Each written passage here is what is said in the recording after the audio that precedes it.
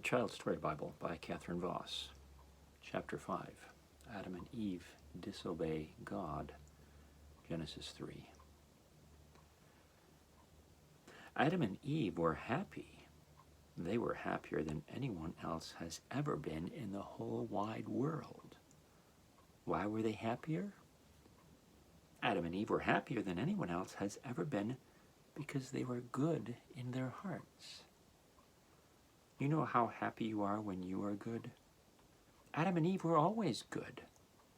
They loved God, they loved each other, and they never wanted to be naughty.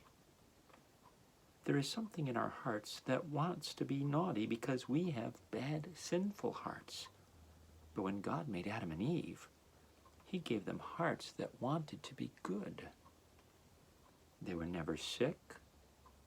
They were never very tired. When God made them, He gave them bodies that were always perfectly well. They never had to work hard as we have to work now.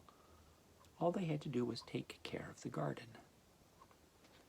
God also promised them a wonderful gift.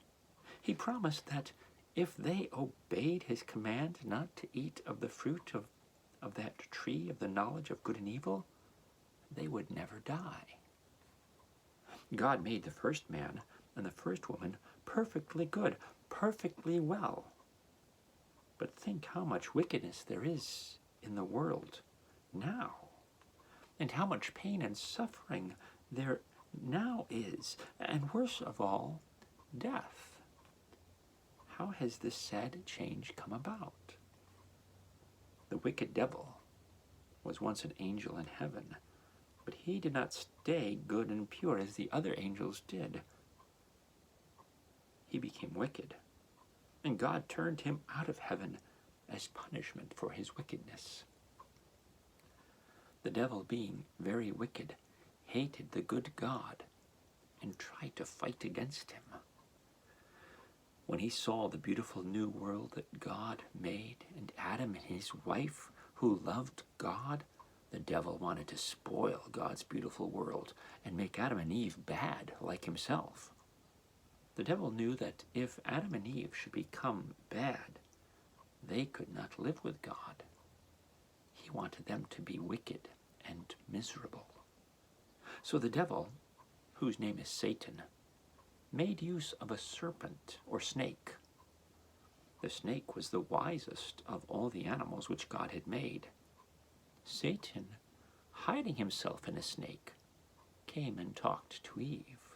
He asked, "Did God really say that you must not eat of any tree of the garden?" Eve answered him, "We may eat of all the fruits of the garden, except of the fruit of the tree that is in the middle of the garden. God said that we must not eat of the fruit of that tree, nor touch it, or we shall surely die."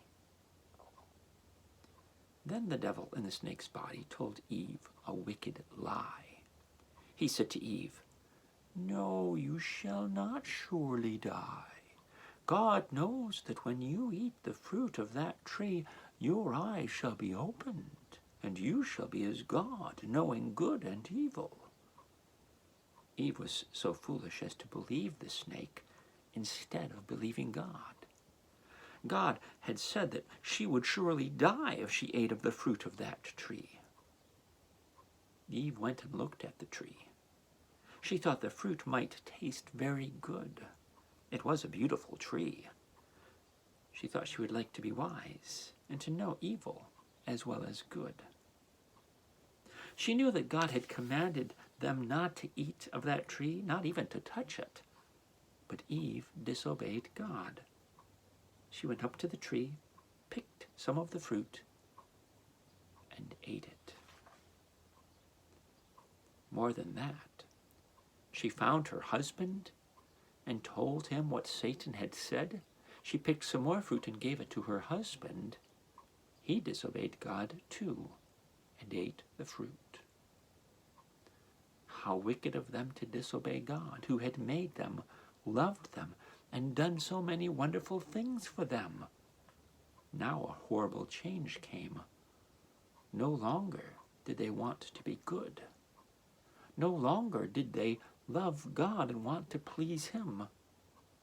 No longer did they love each other. Now they had hateful, cross, and selfish feelings in their hearts.